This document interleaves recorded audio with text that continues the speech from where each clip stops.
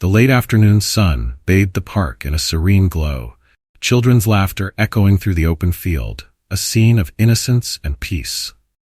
But in a matter of moments, this tranquil setting would transform into a stage for injustice so profound it would shake a community to its core. In one corner, a boy named Ryan Thompson, brimming with the simple joy of a soccer ball and an afternoon to play.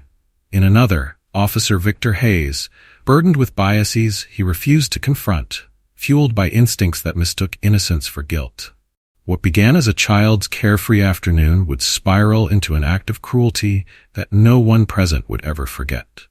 Before we dive deeper into this gripping story of resilience, injustice, and transformation, comment below where you're watching from today. And if this story resonates with you, inspires you, or moves you in any way, don't forget to hit that subscribe button. You won't want to miss the powerful stories we have coming up. The late afternoon sun cast a warm, golden glow over Greenfield Park, where the chatter and laughter of children filled the air. Amid the cheerful chaos, a 10-year-old boy named Ryan Thompson stood out, not because of his appearance or clothing, but for the quiet energy of joy that surrounded him. Ryan's wide, gap-toothed grin and bright brown eyes reflected the innocence of a boy whose world revolved around simple pleasures. Today, those pleasures included an old, slightly scuffed soccer ball and a stretch of open grass that beckoned him to play. For weeks, Ryan had been begging his mother, Judge Celia Thompson, to let him visit the park. Celia, a dedicated and often overburdened family court judge, had been caught up in one high-profile case after another. Guilt tugged at her heartstrings every time she had to put off Ryan's requests. But that morning, determined to make up for lost time, she finally relented. "You can go, but stay safe," Celia had said, her voice firm but loving. "Stay where there are people, and call me if anything feels wrong. Understand?" "Yes, Mom." Ryan's eager reply came before the door even finished closing behind him. For Ryan, being allowed to roam the park alone was a rare taste of freedom. Dressed in his well-worn jeans and a red t-shirt with faint grass stains from prior adventures, Ryan dashed into the park with boundless energy. He began kicking his ball back and forth, weaving through imaginary defenders, and pretending to score the game-winning goal for his favorite team. What made Ryan happy were the simple joys of life. He didn't care about his torn sneakers or the fact that he played with a ball that had seen better days. In Ryan's world, there was nothing wrong with enjoying the little things. At the park's entrance, a different kind of figure surveyed the scene. Officer Victor Hayes leaned against the hood of his patrol car, his sharp eyes scanning the crowd. Hayes had been assigned to patrol Greenfield Park after reports of minor incidents, mostly petty vandalism or noisy teens. Yet Victor viewed his assignment as more than just routine. For Victor, this park wasn't just a pleasant place for families to relax, but a territory to monitor. Over the years, Victor's judgments had become increasingly skewed by his own biases, though he rarely admitted it to himself. Instead, he justified his suspicions with phrases like, "You can never be too careful," or "better safe than sorry." Victor's gaze landed on Ryan, who was kicking the ball with a carefree attitude that seemed to irritate him for reasons he couldn't fully explain. The boy's worn clothing and frayed sneakers didn't sit right with Victor. Maybe it was how out of place he looked among the neatly dressed children.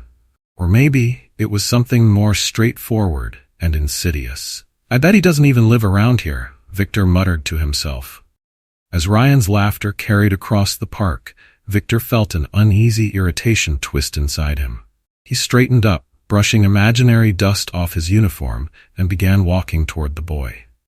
Ryan didn't notice the officer at first. He was too focused on dribbling his ball down the edge of the grassy field. But when he turned to retrieve the ball after an errant kick, he found himself face to face with Victor. "Hey, kid," Victor called, his voice sharp and authoritative. Ryan blinked in surprise, clutching the ball to his chest. "Yes, sir?" Victor crossed his arms, his shadow falling over the boy. "What are you doing here?" Ryan hesitated, confused by the question. Playing soccer?" he replied, his voice barely above a whisper. "Don't get smart with me," Victor snapped. "Do you live around here?" Ryan nodded quickly. "Yes, sir. My mom said I could come play." Victor raised an eyebrow, his lips curling into a faint sneer. "Where's your mom now?" She just leaves you out here on your own?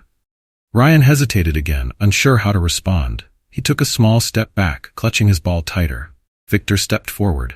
"Don't walk away from me, boy," he growled. His voice rose, catching the attention of a few nearby parents and parkgoers. "I didn't do anything," Ryan said softly, tears beginning to well up in his eyes. Victor's suspicion only deepened as he misinterpreted Ryan's fear for guilt. "What are you hiding?" he demanded. "Nothing," Ryan cried. Unmoved, Victor grabbed Ryan by the collar and yanked him forward. The ball slipped from Ryan's grasp, rolling onto the pavement as Victor shoved him against a tree. The bark scratched the boy's back as he struggled to breathe under the officer's tightening grip. "Don't you dare lie to me," Victor barked, his face inches from Ryan's. "You got drugs? A weapon? What are you hiding?" "I don't have anything," Ryan choked out between gasps for air. "Please, I didn't do anything." Parents and children froze, the cheerful atmosphere of the park evaporating in an instant. A woman with a stroller pulled out her phone and began recording the scene. "Hey, leave him alone!" she yelled, her voice trembling with both fear and anger.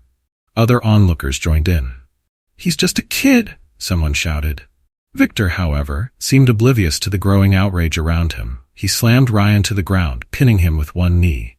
The boy's sobs filled the air as the crowd's cries grew louder. "You're all the same," Victor muttered under his breath. "Causing trouble, thinking you can get away with it. Stop it." A man in a baseball cap called out, stepping closer to the scene. He held up his phone, capturing every second of the incident. "We've got it all on video. Let him go." Victor's face flushed with anger. "Mind your own business," he growled. But it was too late. The video had already been sent to a local activist group, and to Judge Celia Thompson. Back at her office, Celia was poring over legal briefs for an upcoming case when her phone buzzed repeatedly. She ignored it at first, assuming it was just another flood of emails. But as the notifications persisted, she finally picked up the device, frowning at the unfamiliar number. When she opened the video, her breath caught in her throat. "Ryan," she whispered, her hands trembling as she watched the horrific footage unfold. Her son, her baby, pinned to the ground by a man twice his size. The sound of Ryan's cries pierced through her heart like a knife. The video ended with Victor dragging Ryan away, his small, tear-streaked face staring helplessly at the camera. "No," Celia muttered, standing abruptly. Her pulse raced with a mix of rage and heartbreak. "No one does this to my son. No one." In that moment, Celia knew this wasn't just about Ryan. It was about justice for her and every child who had ever been made to feel powerless. Victor Hayes tightened his grip on Ryan's collar, oblivious to the growing crowd of onlookers. The boy gasped for air, his small hands clawing at the officer's arm. "I didn't do anything wrong," Ryan sobbed, his voice cracking. Victor's face twisted with frustration. "Don't lie to me, boy," he shouted, shaking Ryan. "You're hiding something. Where is it?" "I swear, I'm not," Ryan whimpered, his tears spilling freely now. The officer's accusatory tone was louder than the boy's desperate cries. But it didn't drown out the outrage spreading among the crowd. A woman in a yellow sundress stepped forward, clutching her phone as she continued recording. "You need to let him go," she yelled. "He's just a kid. What's wrong with you?" Others joined her, their voices mixing into a cacophony of anger and disbelief. "Stop it! You're hurting him." Victor shot a glare toward the crowd, his expression defiant. "Back off," he barked. "This is official police business." "This is abuse," a man countered, his voice trembling with rage. "You can't just assault a child." As more phones emerged, their cameras pointed directly at Victor. The officer hesitated for a moment. The realization that his actions were being documented flickered across his face, but instead of de-escalating, he doubled down. Dragging Ryan to his feet, Victor snarled, "You people don't understand what it's like out here. I'm trying to keep you safe."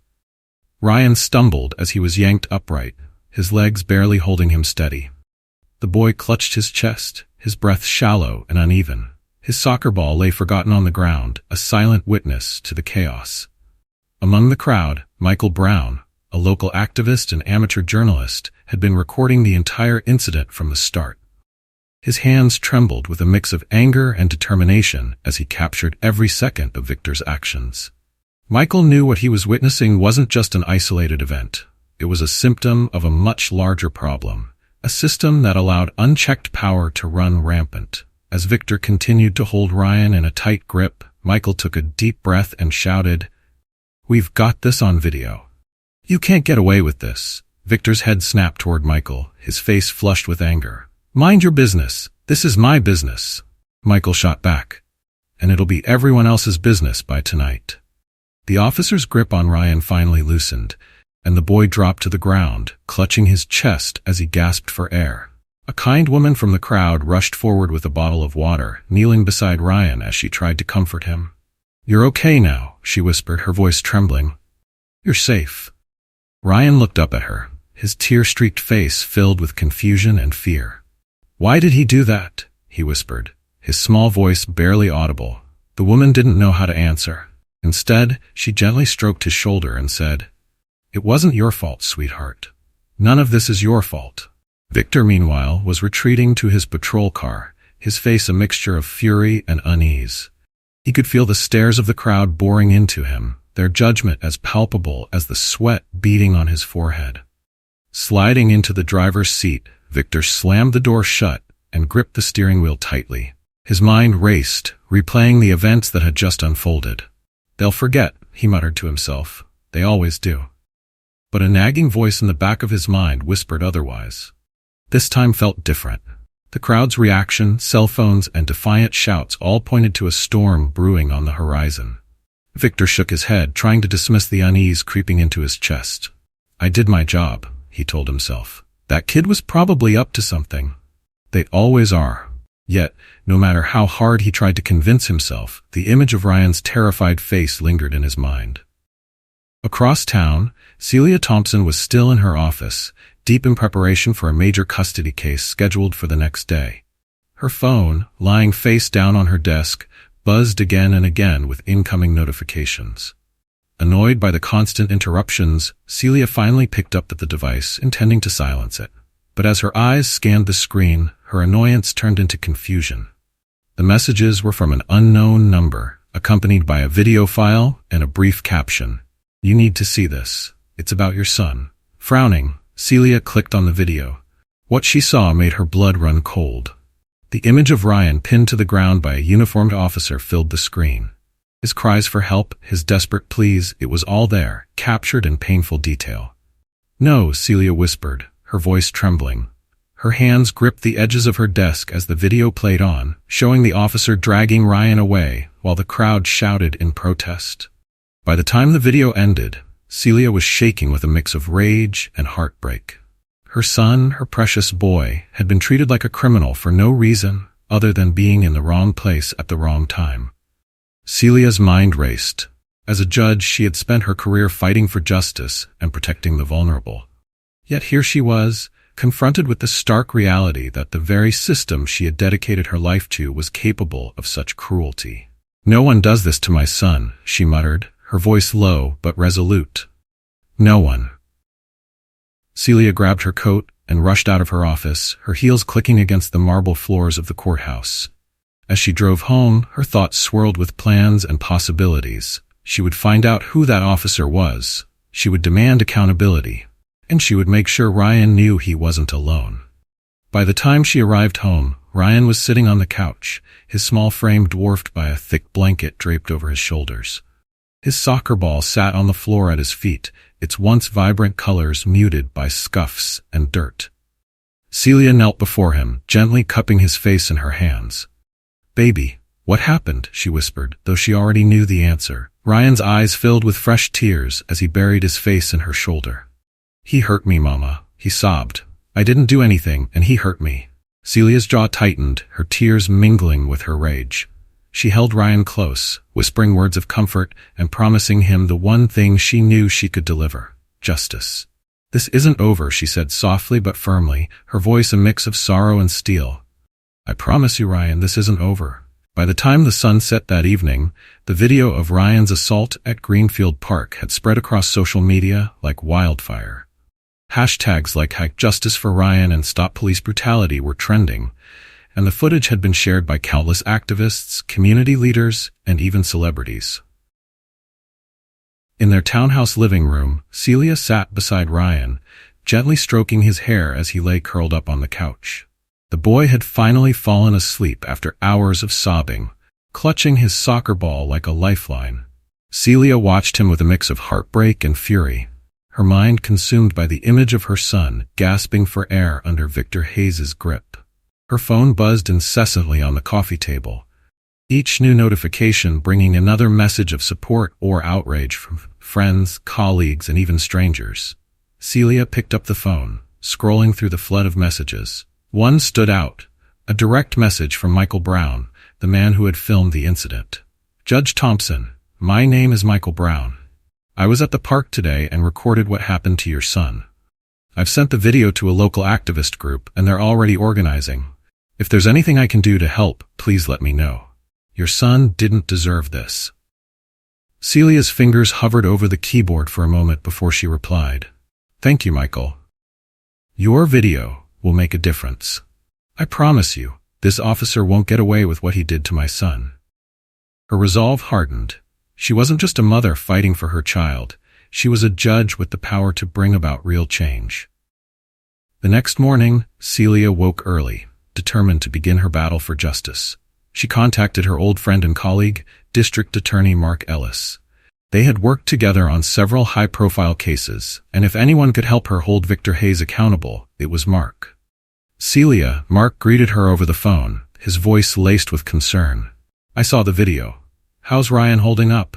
He's shaken, Celia admitted, her voice tight with emotion. But I need your help, Mark. We can't let this slide.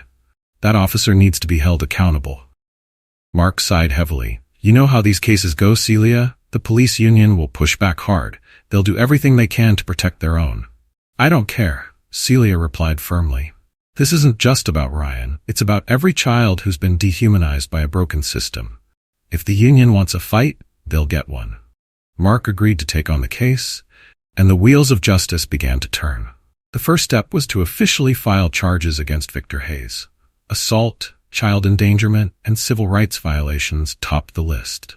But as Mark and his team dug deeper, they uncovered troubling details about Hayes' history. Over the years, Victor had amassed multiple complaints of excessive force, most of which had been quietly dismissed by his superiors. The complaints painted a damning picture of an officer who had repeatedly targeted minority residents, using his badge as a shield for his biases. How is this guy still on the force? Mark muttered during a late-night strategy session with Celia. Because the system protects people like him, Celia replied coldly. But not anymore. We're going to make sure of that. Meanwhile, the community was rallying behind Ryan and his family. Local activists organized a press conference outside Greenfield Park where Celia addressed the media for the first time since the incident. Standing at the podium, her voice steady but filled with emotion, Celia spoke directly to the cameras. My son Ryan is a child, she began. He deserved to play in this park without fear. Every child deserves that. What happened to him was not just an attack on my family. It was an attack on the very principles of justice and equality that we, as a society, claim to uphold. Her words struck a chord, resonating far beyond the crowd gathered before her. News outlets picked up the story, amplifying her message to a national audience. In the police department, however, the reaction was far from supportive. Victor Hayes sat in a windowless room with his union-appointed attorney, Richard Sterling. Sterling was known for his ability to spin even the ugliest cases into something palatable for a jury, and he wasted no time outlining their defense strategy. We'll argue that you felt threatened, Sterling said, flipping through the growing case file. The park was crowded, tensions were high, and the boy's behavior could have been perceived as suspicious. Victor shifted uncomfortably in his chair. But that's not.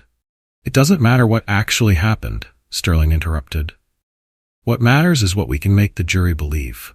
Trust me, we've won cases with less.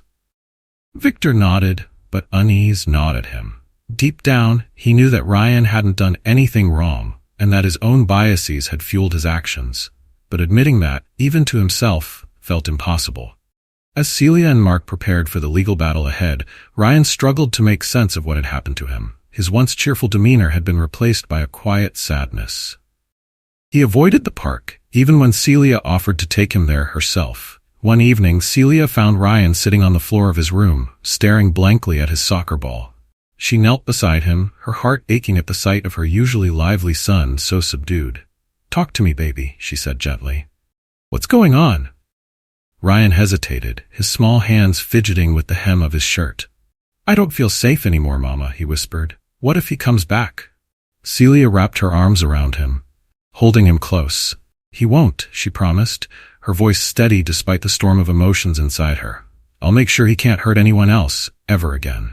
"How?" Ryan asked, his voice barely audible. Celia smiled softly, brushing a tear from his cheek. "By doing what I do best, fighting for what's right." The case against Victor Hayes gained momentum as public pressure mounted. Activists organized rallies and marches, while community leaders demanded systemic reform. Celia and Mark worked tirelessly, collecting witness statements and preparing for the trial. But for Celia, this fight wasn't just about one officer. It was about holding an entire system accountable, a system that had failed not only her son, but countless others. "Justice isn't just about punishing the guilty," she told Mark during one of their late-night meetings. "It's about fixing the system so this never happens again." And with that, she dove back into her work, determined to ensure that Ryan's story would lead to real, lasting change. The courthouse buzzed with activity as the first day of the trial against Officer Victor Hayes drew closer. Reporters lined the steps, their cameras capturing every arrival. The case had become a flashpoint in the national conversation about police accountability, and the stakes felt higher than ever. Inside her office, Celia Thompson sat across from District Attorney Mark Ellis, reviewing the evidence they had painstakingly gathered. Witness statements, the viral video, and a detailed report of Victor's history of excessive force painted a grim picture of systemic failure. "This is more than just a case about Victor," Mark said, his voice heavy. "This is about the system that allowed him to operate unchecked for so long." Celia nodded. "And we're going to make sure the jury understands that. Every piece of evidence we present will show not just what he did to Ryan, but how the system failed to stop him." Bookmark. The first day of the trial arrived with an air of both tension and determination. Celia sat in the gallery, her presence a quiet but powerful statement. Although she wasn't the judge presiding over the case, her reputation as a fierce advocate for justice loomed large. Ryan sat beside her, his small frame dwarfed by the high-backed bench. He clutched her hand tightly, his eyes darting nervously around the packed courtroom.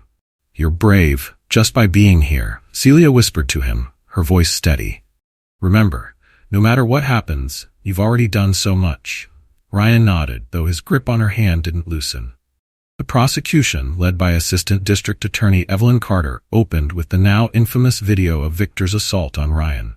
The courtroom fell silent as the footage played, every gasp and cry from the park filling the room. When the video ended, Evelyn stood and addressed the jury. "Ladies and gentlemen, what you just witnessed is not law enforcement," she began, her voice firm. "What you saw was an abuse of power, a clear violation of the rights of a child who was simply playing in a park." She paused, letting her words sink in. Officer Hayes did not act out of fear or necessity. He acted out of prejudice and unchecked aggression. And today we will prove that he is not just guilty of assaulting Ryan Thompson, but of betraying the trust placed in him as an officer of the law. Victor's defense attorney, Richard Sterling, wasted no time trying to sow doubt. His strategy was clear. Portray Victor as a dedicated officer, forced to make a split-second decision in a chaotic environment. "Being a police officer is one of the most difficult jobs in the world," Sterling told the jury. "Officer Hayes acted in what he believed to be the best interest of public safety. Was it a mistake? Perhaps. But mistakes are not crimes." The argument felt hollow to Celia, and judging by the frowns on the jurors' faces, they weren't entirely convinced either. The first witness called to the stand was Michael Brown, the man who had recorded the video. As he took his seat, he glanced at Ryan and gave him a small, reassuring nod. "Mr. Brown," Evelyn began, "can you describe what you saw that day at Greenfield Park?" Michael took a deep breath before answering. The park was peaceful. Kids were playing, parents were watching, and everything was normal. Then I saw Officer Hayes approach Ryan. He wasn't doing anything wrong, just playing with his soccer ball, but the officer started yelling at him, grabbing him. It was completely unprovoked. Sterling rose for his cross-examination, his tone dripping with skepticism. "Mr. Brown, you're an activist, correct? Someone who's publicly criticized the police in the past?" Michael didn't flinch. "I'm a person who believes in justice," he replied evenly, "and what I saw that day was anything but just." Next, the prosecution called several parents who had been at the park that day. One by one, they described the fear and confusion that rippled through the crowd as Victor's aggression escalated. "I was there with my 2 kids," one mother testified, her voice trembling. "When they saw what was happening, they asked me, 'Why is that man hurting the boy?' And I didn't know what to tell them." Evelyn nodded sympathetically. "And what was Ryan doing before Officer Hayes approached him?" "Just playing," the woman said firmly. "He wasn't causing any trouble. He was just a little boy playing soccer." When it was Ryan's turn to take the stand, the courtroom held its breath. The boy climbed into the witness chair, looking impossibly small under the weight of the room's gaze. Celia's heart ached as she watched him, but she also felt a swell of pride at his courage. "Ryan," Evelyn said gently, crouching slightly to meet his eye level, "can you tell us what happened that day in the park?" Ryan nodded, his voice trembling but clear. "I was just playing soccer. Then the officer came and started yelling at me. He grabbed me, and—" He hesitated, his small hands gripping the armrests. "I couldn't breathe." Evelyn handed him a tissue, her voice soft. "You're very brave for sharing this, Ryan. Thank you." Sterling's cross-examination was harsher, attempting to rattle Ryan with confusing questions. "Did you try to run when you saw Officer Hayes?" "No," Ryan said firmly, his voice steady despite his fear. "I wasn't doing anything wrong. Why would I run?" The prosecution's most damning evidence came in the form of internal police department emails. Evelyn presented a memo recommending Victor's removal from patrol duty due to repeated complaints of excessive force. The memo had been ignored. "This isn't just about one bad cop," Evelyn told the jury in a blistering statement. "This is about a system that protects bad cops at the expense of innocent lives." Sterling attempted to downplay the significance of the memo, arguing that it was irrelevant to the specific incident involving Ryan. But the damage had been done. The jury's expressions showed a growing unease with Victor's reactions and the system that enabled them. As the trial progressed, public attention intensified. Outside the courthouse, protesters held signs reading "Justice for Ryan" and "End Police Brutality." The case had become a symbol of a broader movement for systemic change, and the pressure on both sides was palpable. Inside the courtroom, Celia watched every argument, every piece of evidence, with a fierce determination. This wasn't just a fight for her, but for every child who had ever been made to feel small, powerless, or unworthy. By the end of the day, Evelyn had built a strong case, while Sterling's defense seemed increasingly desperate. Celia knew there was still a long way to go, but for the first time since that awful day in the park, she felt a glimmer of hope. Justice was within reach. As the trial reached its midpoint, tensions inside and outside the courtroom were at a boiling point. Each day brought new revelations, peeling back the layers of Victor Hayes' misconduct and the system that shielded him. For Celia Thompson, it was a relentless mix of hope and heartache. Every damning piece of evidence strengthened their case, but the emotional toll on her and Ryan was undeniable. On the 5th day of the trial, Evelyn Carter called a surprise witness to the stand. Daniel Carter, a retired police officer who had worked alongside Victor Hayes. Daniel's testimony had been a closely guarded secret, arranged after weeks of negotiation. Celia watched as the older man took his place at the witness stand, his weathered face betraying years of service and disillusionment. His presence alone sent a ripple through the courtroom. "Officer Carter," Evelyn began, her tone measured. "You served with the police department for over 20 years. Is that correct?" "Yes, ma'am," Daniel replied, his voice steady but tinged with wariness. "And during that time, did you ever witness misconduct by Officer Hayes?" Daniel hesitated, glancing briefly at Victor, who sat rigid at the defense table. Finally, he nodded. "Yes, I did." The courtroom was silent as Daniel described a troubling pattern of behavior. He recounted incidents where Victor had used excessive force, targeted minority residents, and brushed off accountability with the confidence of someone who believed he was untouchable. "I reported him once," Daniel admitted, his voice tightening. There was an incident a few years ago. A young black man, barely 18, stopped for no reason. Victor escalated it, slammed the kid against a wall, and accused him of carrying drugs. The boy didn't have anything on him. "And what happened when you reported this?" Evelyn asked. Daniel exhaled sharply. "I was told to let it go. My supervisor said it wasn't worth the paperwork. That it was just Victor being Victor." The revelation hit the courtroom like a thunderclap. Celia felt her chest tighten as she glanced at the jurors. Their expressions ranged from shock to outrage, a clear indication that Daniel's testimony had struck a nerve. Richard Sterling quickly rose to cross-examine, his tone sharp. "Officer Carter, you claim to have witnessed these incidents, yet you waited until now to speak out. Why?" Daniel's gaze hardened.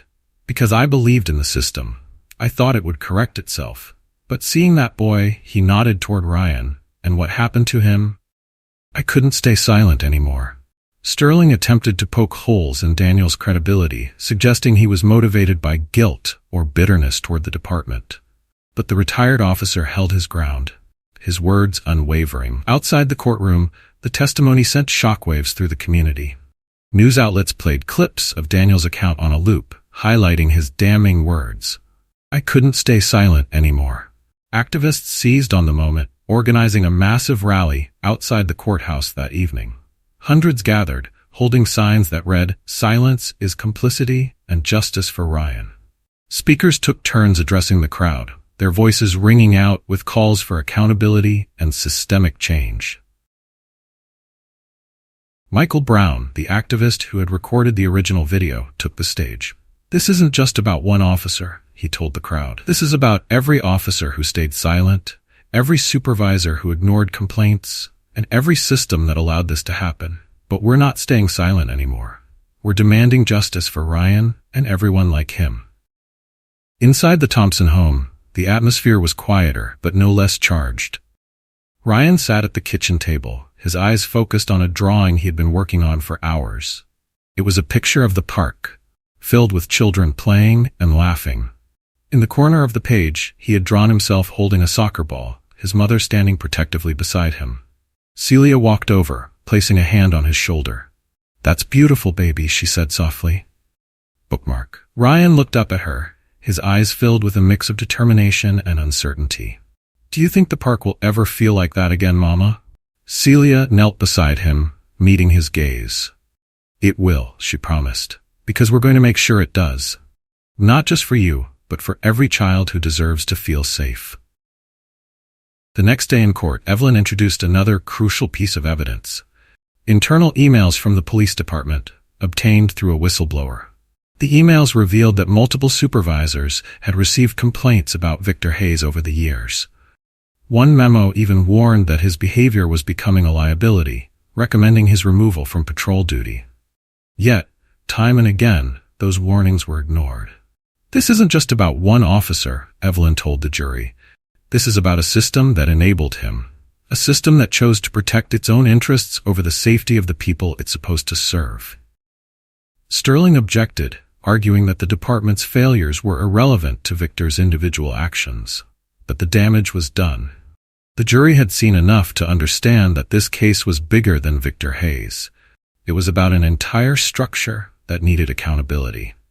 As the trial progressed, Ryan began to find small moments of courage. During recesses, he would sit with Celia and ask questions about the legal process, wanting to understand how everything worked. "Why does his lawyer keep saying it was a mistake?" Ryan asked one afternoon. Celia paused, choosing her words carefully. "Because they're trying to make people think what he did wasn't as bad as it really was," she explained. "But the truth is, a mistake doesn't leave bruises on your neck, and it doesn't make you afraid to go to the park." Ryan nodded, his small hands gripping his soccer ball tightly. "I'm not afraid anymore," he said quietly. Celia smiled, pride swelling in her chest. "That's my brave boy." The turning point came when Evelyn delivered a blistering cross-examination of a police supervisor who had dismissed complaints against Victor. "Captain Morris," Evelyn began, "can you explain why you ignored a memo recommending Officer Hayes' removal from patrol duty?" Morris fidgeted in his seat, avoiding her gaze. "It wasn't my decision to make. These things are complicated. There's protocol and we have to balance. Balance? Evelyn interrupted, her tone sharp. What exactly were you balancing? The safety of this community, or the convenience of keeping a problem officer on the streets? Morris's silence spoke volumes. By the end of the day, Celia felt the tide turning. The evidence was overwhelming, the witnesses compelling, and the defense increasingly desperate.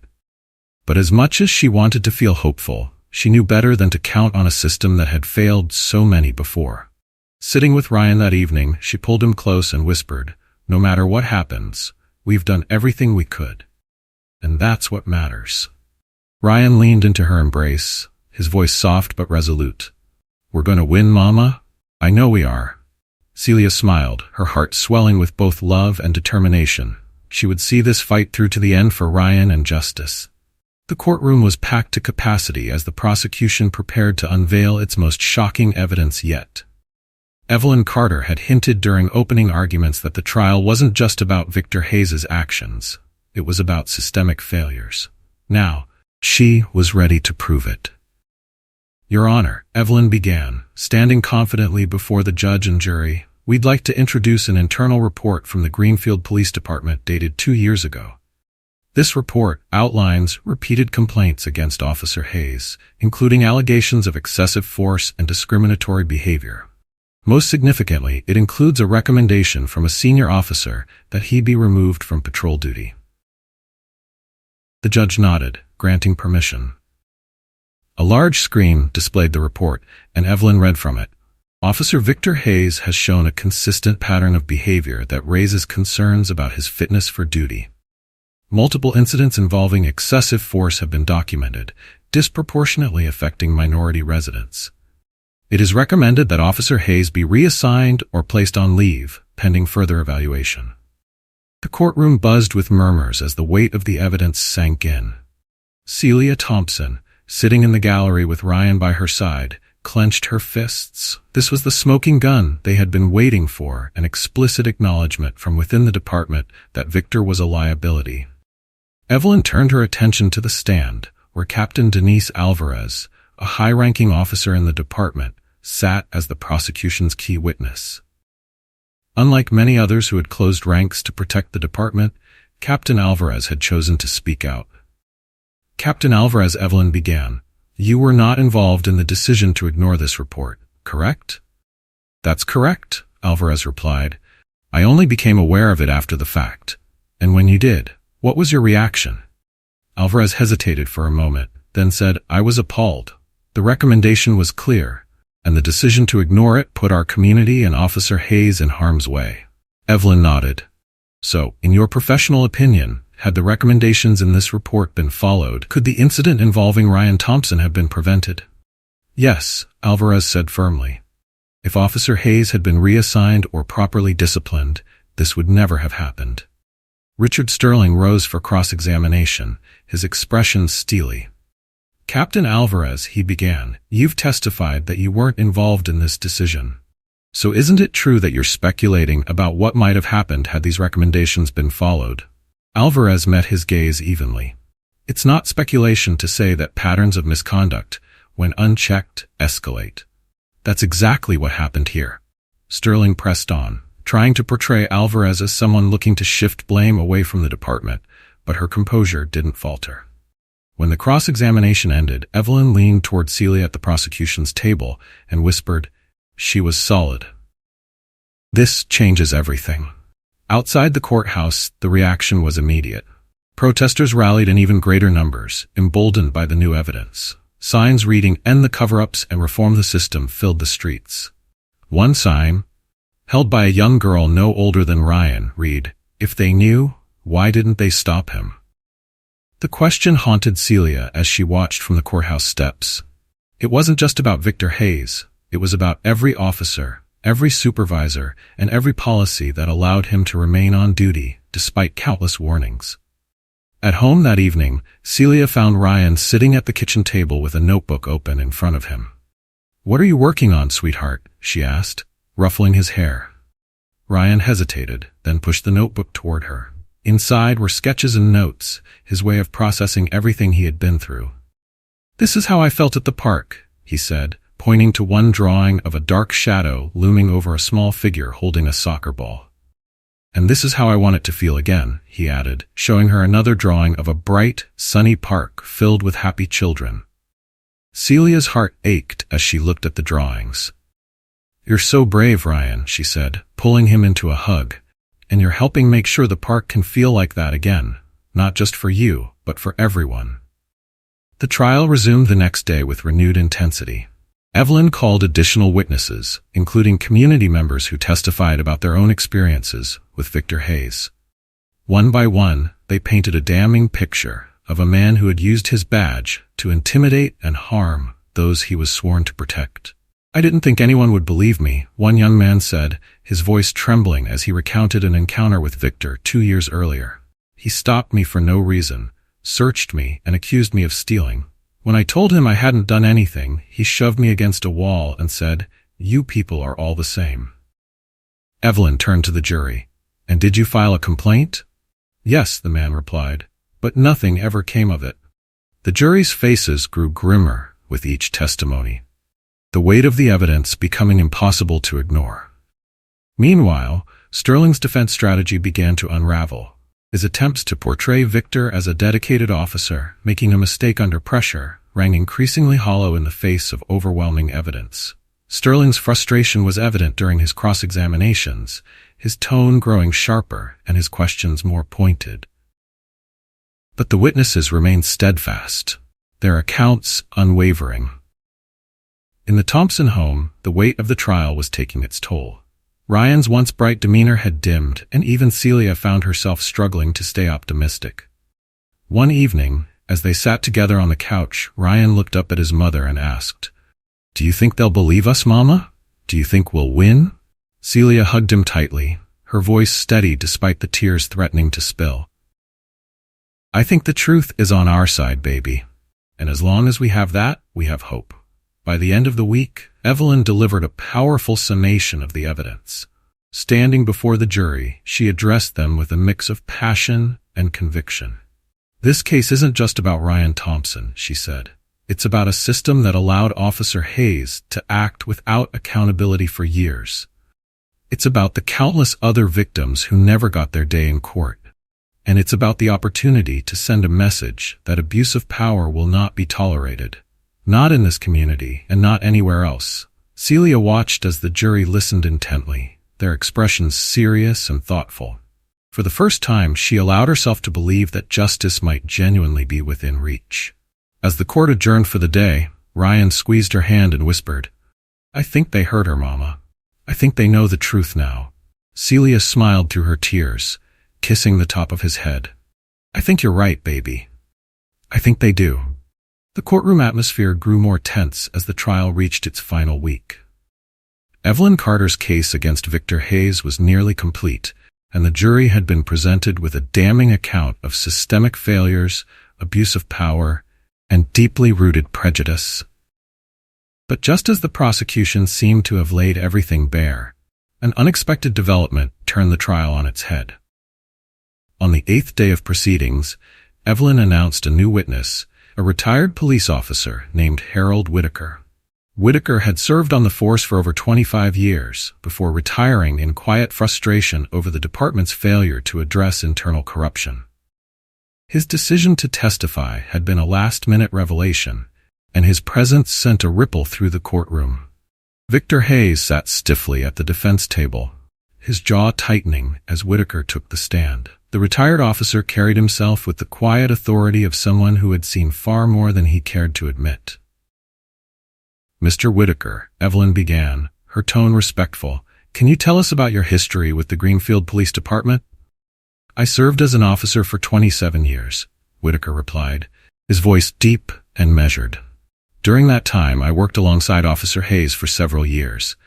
And in your time working with Officer Hayes, did you observe any behavior that concerned you?" Evelyn asked. Whitaker hesitated, his eyes briefly meeting Victor's before returning to the jury. "Yes, I did," he said. The courtroom fell silent as Whitaker recounted an incident from 5 years earlier. "I saw Hayes stop a young black man for no apparent reason," Whitaker began. "The kid couldn't have been more than 19. He was walking home from work, but Hayes accused him of loitering and then searched him without cause. When the kid protested, Hayes escalated the situation, slamming him against a wall and threatening to arrest him. Evelyn's voice was steady but firm. "Did you report this incident?" "Yes," Whitaker said. "I went to my supervisor and filed a formal complaint. I thought they'd take it seriously, but instead, I was told to let it go. They didn't want the paperwork or the headache of disciplining an officer." "And what impact did that response have on you?" Evelyn pressed. Whitaker exhaled heavily. "It made me realize the system wasn't interested in accountability. Officers like Hayes were protected, no matter how many lines they crossed." Richard Sterling rose for cross-examination, his expression hard. "Mr. Whitaker, you retired over 2 years ago. Isn't it true that you're speaking out now because of personal grievances with the department?" Whitaker's jaw tightened, but he remained calm. "I'm speaking out because I saw an innocent boy get hurt. I couldn't stay silent anymore." Sterling pressed on to undermine Whitaker's credibility by pointing to his retirement under contentious circumstances. But Whitaker's steady demeanor and straightforward, unwavering testimony made it difficult for the defense to discredit him. Whitaker's testimony didn't just bolster the prosecution's case, it ignited renewed outrage among the public. News outlets ran headlines like "Retired Officer Exposes Culture of Silence and Systemic Failures at the Heart of Greenfield PD." Protesters' chants grew louder outside the courthouse, making their demands for change more urgent. Among the crowd was Michael Brown, the activist who had filmed Ryan's assault. He spoke to reporters about the importance of Whitaker's testimony. "This isn't just about one officer," Michael said. "It's about a culture that prioritizes protecting its own over protecting the community." Harold Whitaker's bravery shows that even within the system, some people want change. Now it's up to us to make sure that change happens. At home, Ryan watched the news with Celia, his expression thoughtful as he listened to the coverage of Whitaker's testimony. "Why do you think he decided to help Mama?" Ryan asked, looking up at her. Celia smiled softly. "Because sometimes, Ryan, people realize it's never too late to do the right thing. And when they do, it can make all the difference." Ryan nodded, his eyes reflecting both curiosity and admiration. "Do you think other officers will start speaking up too?" "I hope so," Celia said, pulling him close. "Because the more people who stand up for what's right, the harder it becomes for anyone to ignore the truth." The next day in court, Evelyn presented new evidence Whitaker had helped uncover, previously buried records of additional complaints against Victor Hayes. The documents revealed a disturbing pattern of targeting minority residents and escalating situations unnecessarily. One incident involved a traffic stop, where Victor had forcibly removed a driver from their car despite having no evidence of wrongdoing. Another detailed an altercation at a convenience store where Victor had accused a customer of shoplifting without cause. Officer Hayes didn't just act out of line once or twice, Evelyn told the jury. This was a consistent pattern the department was aware of and chose to ignore. Sterling objected, arguing that these incidents were unrelated to the case at hand. But the judge overruled him, allowing the evidence to stand. By this point, the defense's strategy had shifted from denial to damage control. Sterling attempted to paint Victor as a victim of a smear campaign, someone whose actions were being taken out of context to serve a larger agenda. But the jury's expressions told a different story. The weight of the evidence, combined with Whitaker's damning testimony, was impossible to ignore. At the Thompson household, the emotional toll of the trial was becoming more evident. Ryan had started waking up from nightmares, his small frame trembling as Celia held him close and whispered reassurances. "I dreamed I was back at the park," he admitted one night, his voice barely above a whisper. "But it was dark, and I couldn't find you." Celia's heart broke all over again, but she remained strong for him. "You're safe now, baby," she said, stroking his hair. "And I'm never going to let anything like that happen to you again." As the trial neared its conclusion, Whitaker's decision to testify became a turning point for the case and the broader fight for justice. His willingness to break the silence inspired others within the police department to come forward, sharing additional evidence of misconduct and systemic failures. For Celia, it was a bittersweet victory. While she was grateful for the progress being made, she couldn't ignore the pain it had taken to get there. Sitting with Ryan one evening, she looked at him and said, "You've been so brave through all this, sweetheart. More than I ever could have imagined." Ryan looked up at her, his eyes filled with quiet determination. "You've been brave too, Mama. You're fighting for me." Celia smiled, tears brimming in her eyes. "Always," she said. "Always." The final day of the trial arrived with a sense of both anticipation and gravity. The courtroom was silent as the jury filed in, their expressions solemn as they prepared to deliver their verdict. Celia sat in the gallery with Ryan beside her, her hand resting lightly on his shoulder. "Whatever happens," she whispered to him, "remember that we've done everything we could. I'm proud of you, no matter what."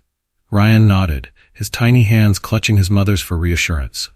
The judge, a composed woman with piercing eyes, addressed the jury. "Has the jury reached a verdict?"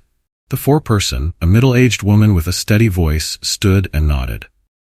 "We have, Your Honor." The courtroom held its breath as the verdict was read. On the charge of assault in the second degree, we find the defendant guilty. On the charge of child endangerment, guilty. On the charge of civil rights violations, guilty. A collective exhale swept through the room. Some spectators clapped softly before being silenced by the judge's gavel. Celia closed her eyes as tears streamed down her face. Ryan leaned into her embrace, whispering, "We did it, Mama." "Yes, baby," she replied, kissing his forehead. "We did." Outside the courthouse, the atmosphere was electric. Protesters erupted into cheers as news of the verdict spread. Chants of justice for Ryan filled the air, echoing through the city streets. Reporters swarmed the steps, eager to capture reactions from community leaders and activists.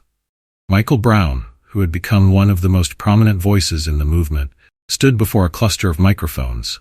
"This verdict is a victory," he said, his voice firm, "not just for Ryan and his family, but for every person who has ever been dehumanized by systemic injustice. But let's be clear, this is just one step. The fight isn't over." Inside, Victor Hayes sat stone-faced at the defense table. The weight of the guilty verdicts seemed to press down on him, his usually defiant demeanor replaced by a flicker of unease. The judge addressed him directly. "Officer Hayes, your actions were a gross abuse of power. You betrayed the trust placed in you by your community, and your actions have caused irreparable harm. You will face the consequences." Victor's sentencing was set for the following month, but the message was clear. Accountability had finally arrived. At home that evening, Celia and Ryan sat together on the couch, watching the news coverage of the verdict.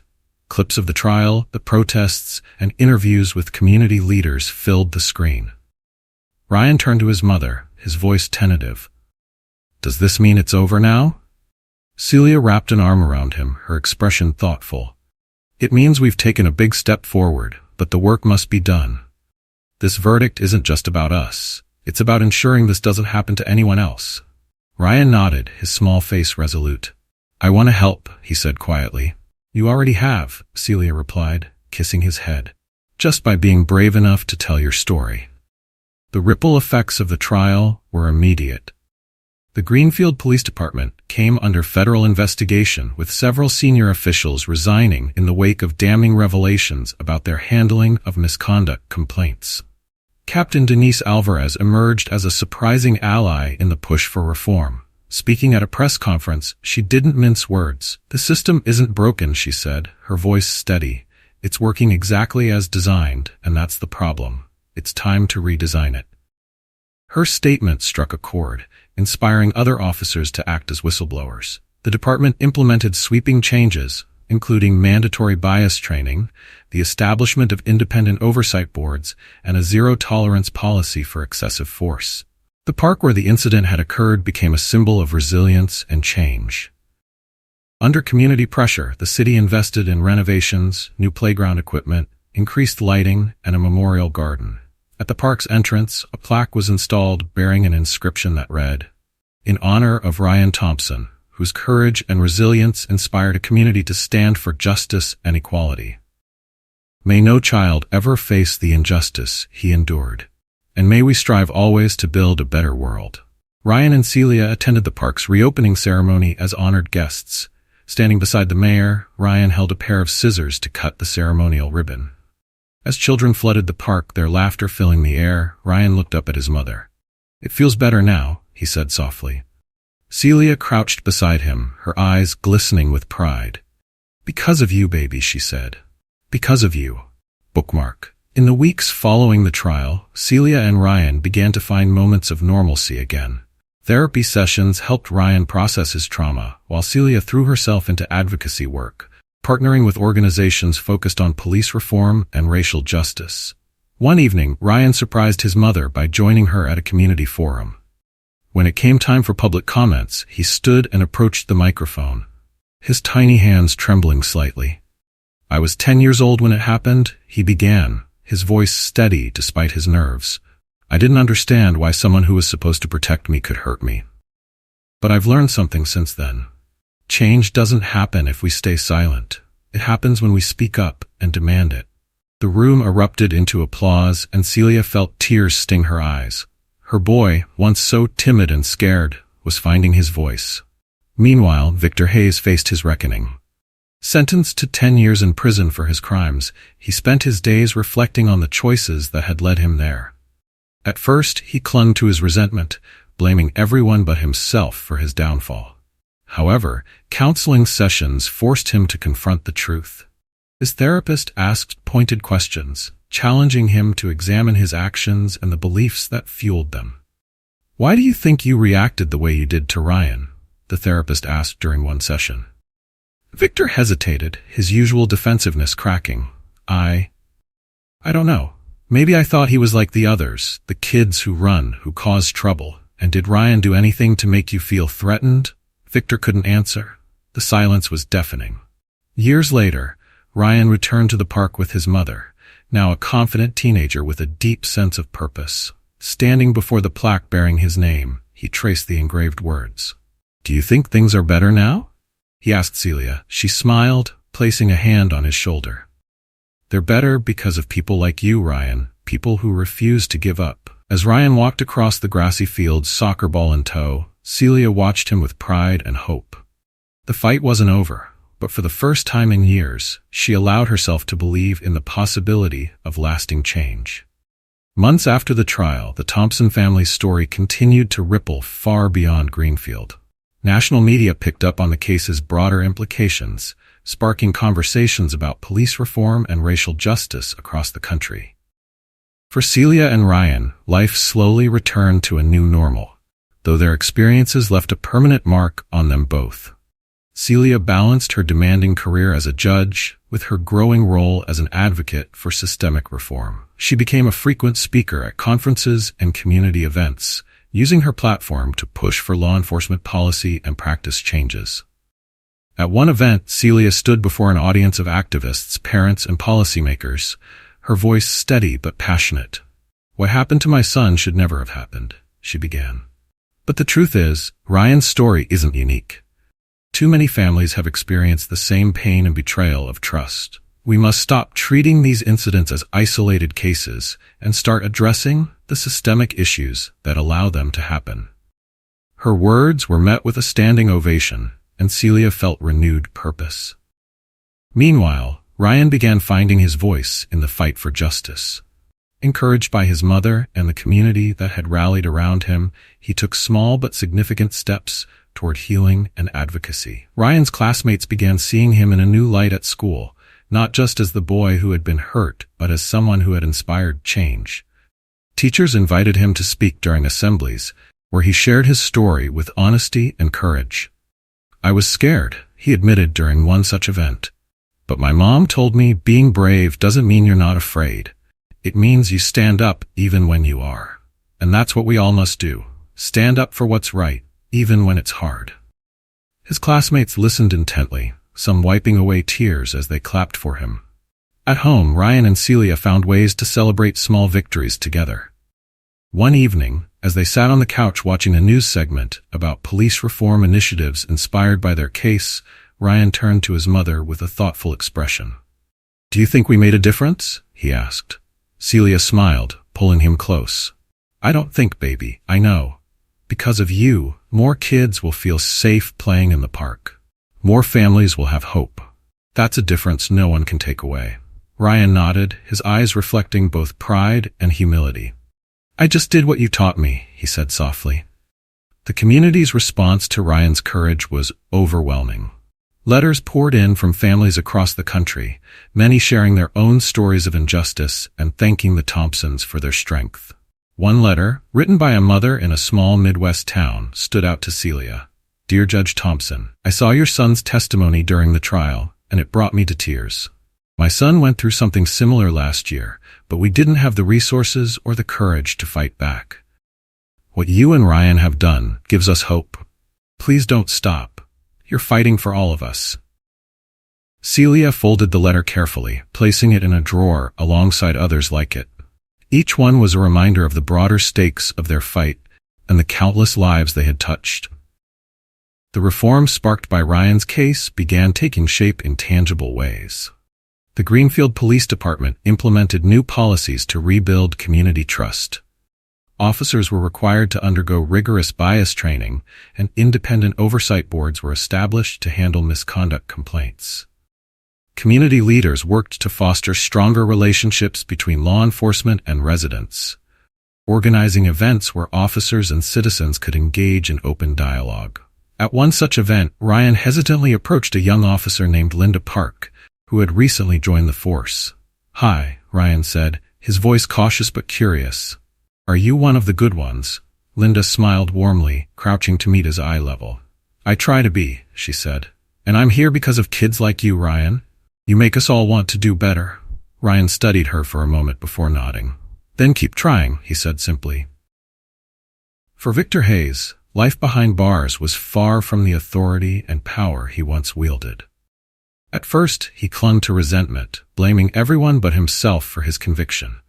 But the isolation of prison, coupled with mandatory counseling sessions, forced him to confront the choices that had led him there.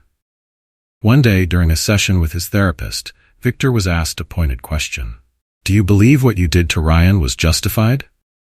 Victor hesitated, the usual defensiveness faltering. I thought I was doing my job. But now, I don't know." The therapist pressed gently. "What made you think he was a threat?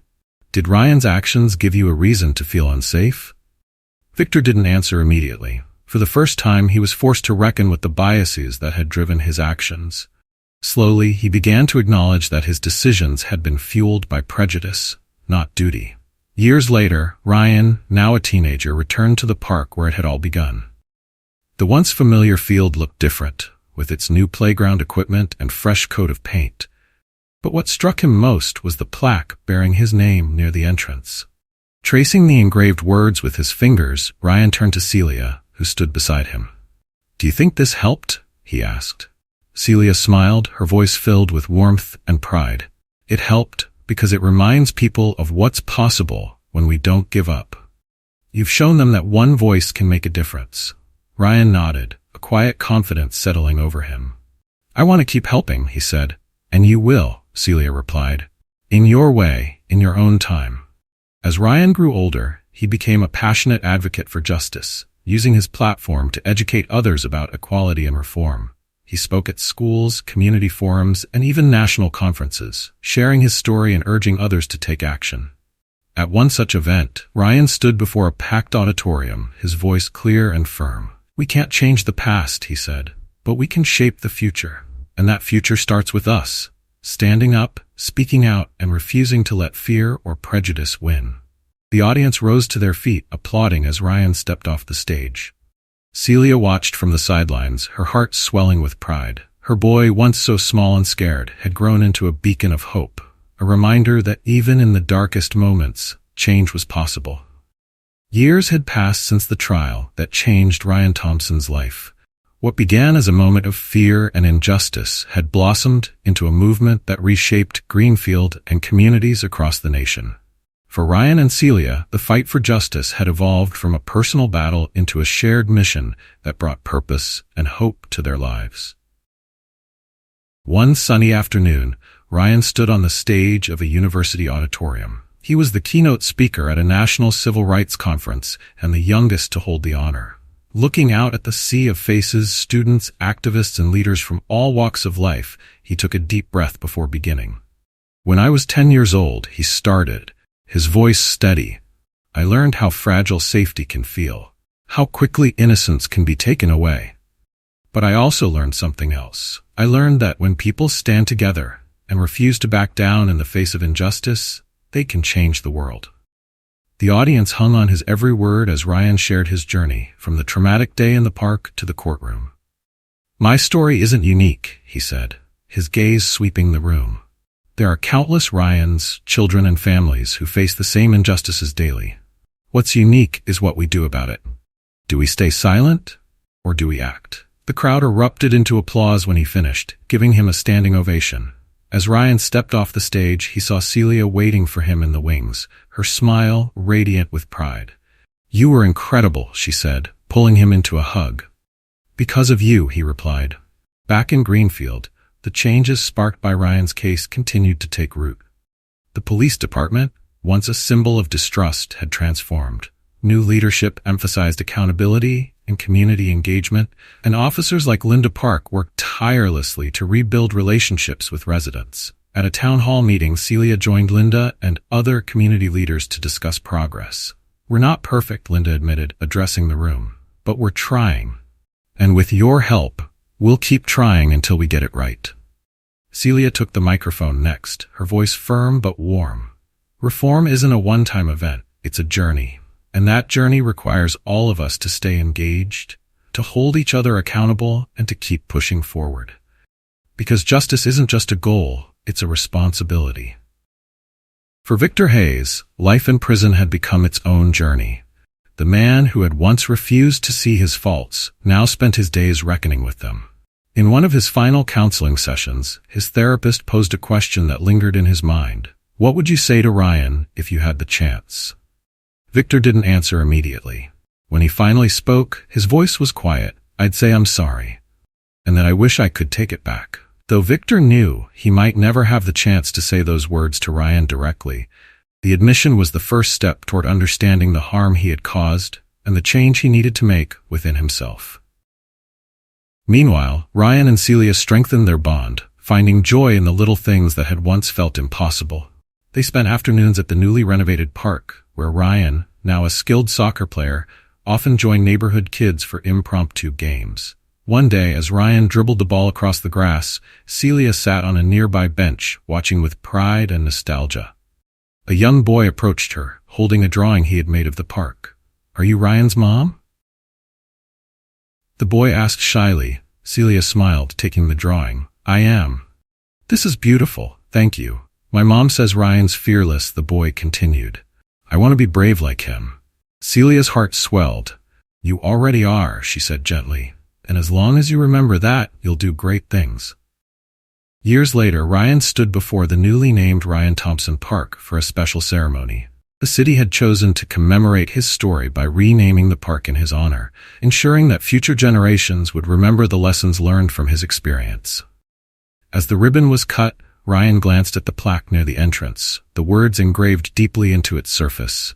"In honor of Ryan Thompson, whose courage and resilience sparked a movement for justice. May this park always serve as a reminder of the power of truth and the strength of community." Ryan turned to Celia, his expression thoughtful. "Do you think it's enough?" he asked. Celia placed a hand on his shoulder. "It's a start," she said, "and sometimes that's all we need to begin changing the world." As the years passed, Ryan's story became a cornerstone in the fight for systemic reform. His speeches, writings, and advocacy inspired countless others to take up the cause, while Celia continued her work as a judge and mentor to young activists. One evening, Ryan shared an idea with his mother at a family dinner. "I want to start a foundation," he said. "Something that helps kids who've been through what I went through. Legal support, therapy, even just someone to talk to." Celia's eyes lit up. "That's a wonderful idea. And I know the people who can help us make it happen." Together, they launched the Thompson Foundation for Justice and Healing, providing resources and support to families affected by police misconduct. One day, while attending a conference on civil rights, Ryan and Celia were approached by a woman holding her young son's hand. "Judge Thompson, Ryan," she said, her voice trembling with emotion. "I just wanted to thank you. My son was wrongfully accused last year, and because of your foundation, we had the support we needed to fight back. You saved us." Ryan knelt to meet the boy's eyes, offering him a warm smile. "You're stronger than you know," he said. "Don't ever forget that." As the mother walked away, tears in her eyes, Celia turned to Ryan, her voice full of pride. "You've built something amazing," she said. "So have you," Ryan replied.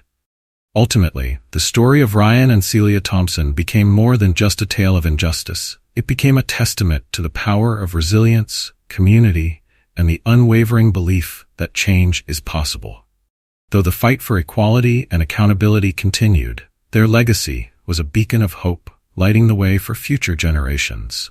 As Ryan looked toward the horizon, soccer ball in hand, and a world of possibilities before him, he knew one thing: their story was far from over. The story of Ryan and Celia Thompson is not just a narrative of personal resilience. It is a profound examination of justice, community, and the enduring impact of courage. Through their harrowing journey, we are reminded of the cracks in systems meant to protect and serve, and the power of individuals to bring about meaningful change when they refuse to be silenced. Bookmark: Ryan's bravery in the face of injustice and Celia's unwavering determination as a mother and advocate highlight the importance of standing up for what is right, even when the odds seem insurmountable. Their fight was not just for themselves, but for countless others whose voices have gone unheard. The story underscores that accountability is essential for healing and progress, and it challenges us to confront our biases, question authority when it fails us, and demand better from the systems that shape our lives. This journey also sheds light on the transformative power of community. Ryan and Celia's support from activists, witnesses, and allies demonstrates that change is not a solitary endeavor. It takes a collective effort to dismantle injustices and rebuild trust. This story is a testament to the potential for healing and reform when people come together with a shared vision of a better, fairer world. The lessons are clear. No child should feel unsafe in their neighborhood. No family should bear the weight of injustice alone, and no system is beyond the need for reform. But the Thompson story also teaches us that every act of courage contributes to a broader wave of change, no matter how small. If this story moved you, we'd love to hear your thoughts. Did it inspire you? Did it make you reflect on your experiences or the world? If you thought the story was good, comment with a 1. If you thought it was terrific, comment with a 2. And most importantly, share your own stories with us. Your voice matters. Your experiences could inspire others to stand up, speak out, and make a difference. Don't forget to subscribe to our channel so you won't miss more meaningful stories like this one. Together, we can continue to shine a light on the issues that matter most and work toward a brighter future. Share your thoughts and reflections in the comments below. We'd love to hear from you.